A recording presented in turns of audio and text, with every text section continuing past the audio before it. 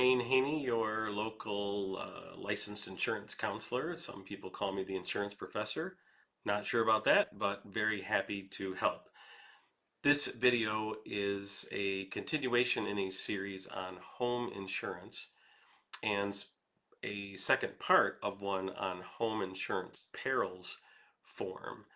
So you might want to go find the one on broad perils form, which explains perils a little bit and explains broad form coverage.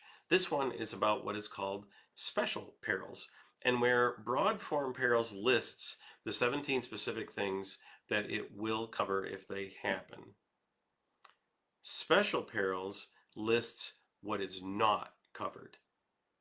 So broad perils has a very specific list. One of those things happens, a claims adjuster is assigned, they come out, and their job is to connect the dots and make sure that what actually happened can fit into one of those listed perils. And assuming they can articulate that and create a paper trail for that, then people are generally all good there.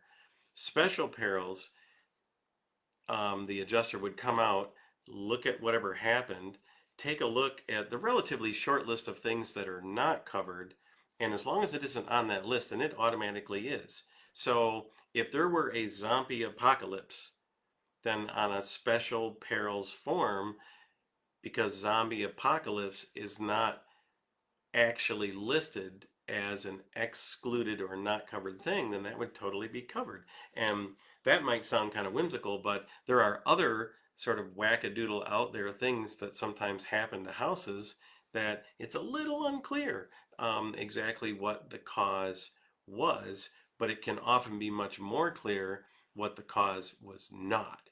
So let's get into these just for a minute. There are a few things that, as I mentioned, are not covered on special perils. Um, some of the bigger ones that people should be aware of are things like wear and tear and just general deterioration. Buildings get old, and nothing is going to insure a building against just age. They're expected to be maintained.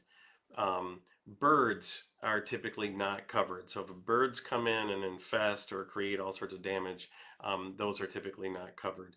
Um, Nesting or infestation, um, discharge or release of waste products, those kinds of things, especially by insects and rodents and vermin and raccoons and bats, those kinds of things are typically excluded.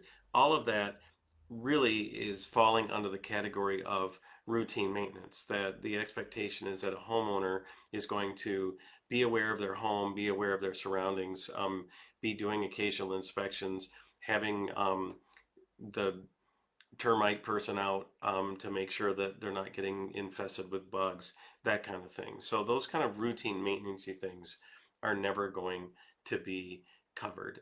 Similarly, just plain neglect is never going to be covered, and a biggie, intentional acts.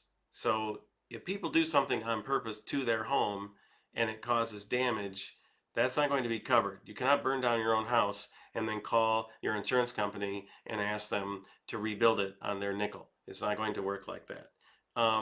Other big things include war and nuclear events or acts of terrorism. And if those kinds of things happen, then we have much bigger problems to worry about at that point than our home insurance policies.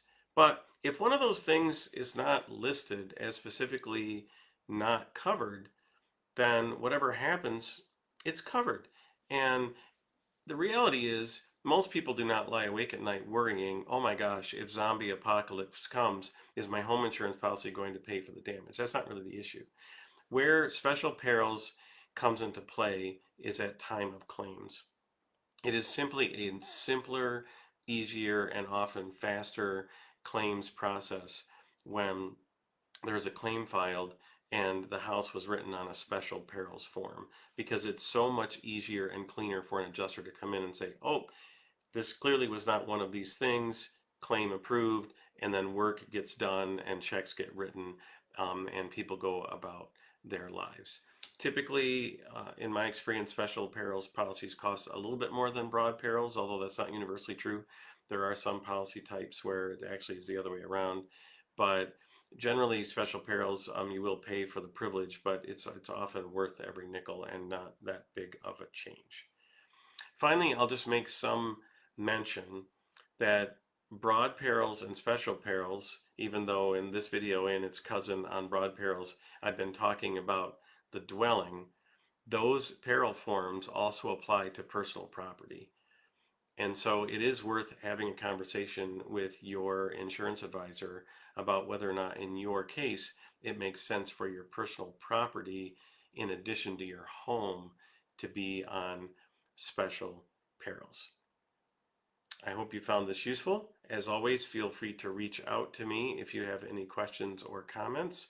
I am Wayne Haney, licensed insurance counselor. My office is located in the heart of beautiful downtown Lake Orion, or you can reach me here on Facebook.